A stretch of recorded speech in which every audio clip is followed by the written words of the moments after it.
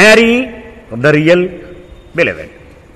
నిజమైనటువంటి దివ్య ప్రియతముడు ఎవరైతే ఉన్నాడో ఆయననే వివాహ బంధములో బంధించు. A male resident one said to Eruch. నాలాగా పనిచేయడానికి వచ్చిన వాడు ఒకడు ఎరిచ్ని అడిగాడు. We realize what the Mandali have been saying about keeping one-pointed focus on Baba, and that is why marriage has been discouraged.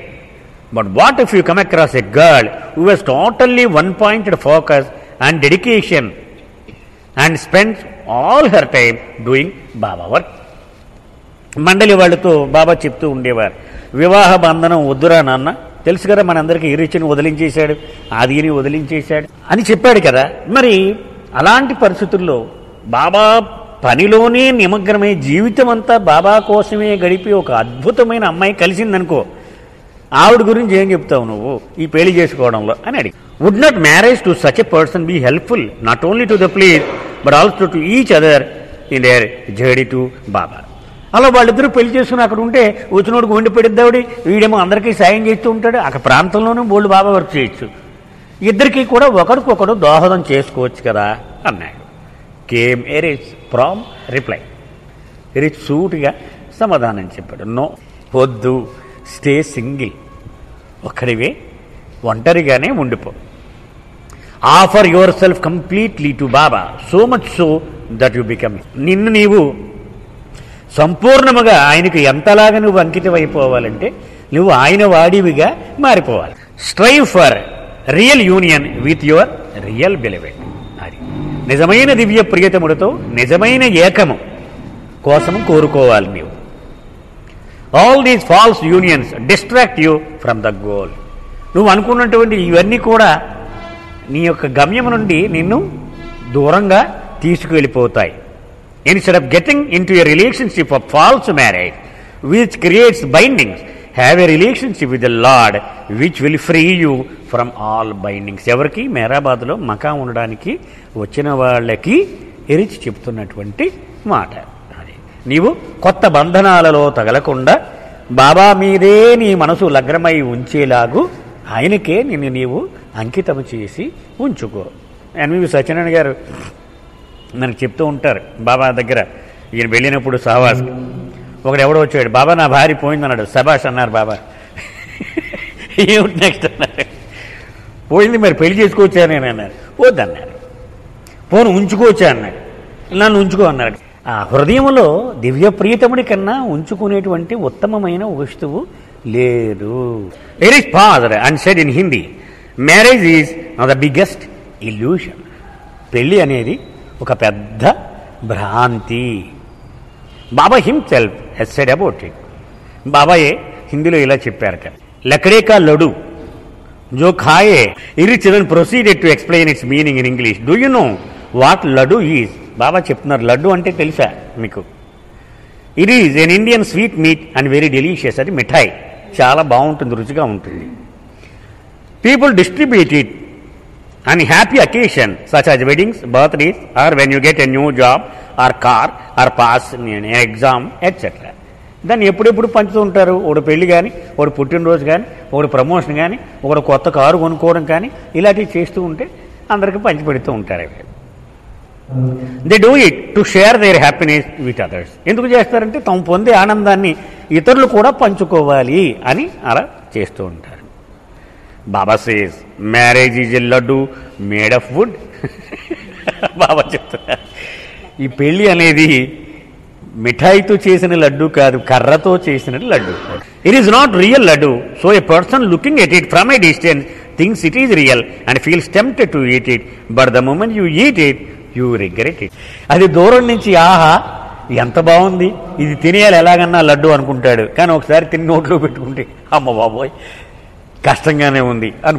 Also those who choose not to eat they too kind of have a regret in their heart for their minds are constantly thinking of the laddu which they believe to be real and wish in their heart that they should have eaten it when they had the opportunity. తినని వాడు కూడా అయ్యో ఆ లడ్డు తినలేకపోయినే అని వాడు కూడా ఇది దాన్ని ఏమన్నా రిగ్రెట్, వాడు బాధపడుతూ ఉంటాడు తినలేకపోయాను, తిన్నవాడు తినాలని బాధపడుతూ ఉంటాడు. ఇద్దరు మాత్రం బాధ కామన్ ఇద్దరికి కూడా. It is like that. So why not marry the real beloved అని చేత రహస్యం చెప్తున్నాడు ఈ రీచ్. పెళ్లి చేసుకోకపోతే బాధ కదా నీకు. ఎవరిని చేసుకోవాలి? ప్రియతముడిని చేసేసుకో, అయిపోయింది కదా. పెళ్లి చేసుకున్న అనుభవం వచ్చేసింది నీకు, ఆయన చేసుకున్నావు కాబట్టి అది భ్రాంతి ఎవరు సత్యమైనటువంటి జీవితమే అవుతుంది. And become free forever, శాశ్వతముగా నీ బంధనాల నుంచి బయట పడిపోయేటువంటి బంధనం. ద రెసిడెంట్ స్టిల్ ప్రెస్ రేరేజ్ all that you say is quite correct and for advanced aspirant. నువ్వు చెప్పిందంత చాలా బాగుందయా, కానీ బాగా ముందుకెళ్ళిపోయినోడికి ఓకే, అంత ఎదరికి వెళ్ళినవాడు గురించి మరి కాదు కదా ఇది. The mandali could leave that life with Baba. But what about those who are not that advanced, those who have weaknesses? మరి మాలాంటి వాళ్ళం బాబాతో ఆయన సన్నిధానమును పొందిన వాళ్ళం కాదు, మాకు బలహీనతలు మయం మా హృదయాలన్నీ కూడా. Is there anything wrong if such a person ends up marrying a nice girl who is focused on Baba? Baba ప్రేమలో మునిగి తేలుతూ ఉన్న ఒక అమ్మాయిని పెళ్లి చేసుకోవడము సరి అయినదే కదా అని అడిగాడు. Erich was silent for a moment and said very seriously, it would be better for you to marry a girl who is nasty and also harasses you all the time. ఒకవేళ వివాహ బంధము ద్వారా లాభమే నీవు పొందాలి అనుకుంటే చాలా చికాకు మనస్తత్వం కలిగిన అమ్మాయిని పెళ్లి చేసుకో. నిన్ను సతాయించి కాల్చుకు తినేటువంటి ఒక అమ్మాయిని చేసుకో, అది నీకు లాభం కలుగుతుంది. మనం చెప్పుకున్నాం, ఒక భార్య భర్త బాబా దగ్గరికి రావడం, అమ్మ వీడు బాగా చూసుకుంటున్నాడా అని.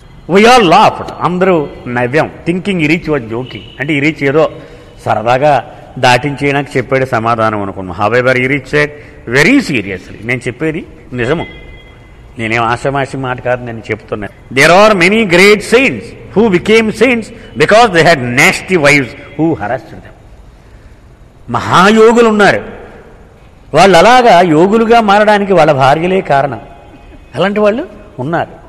ఆవిడ హింసను భరించలేక వాళ్ళు యోగులుగా మారిపోయారు. Some even became perfect masters, కొంతమంది సద్గురువులు కూడా అయిపోయారు.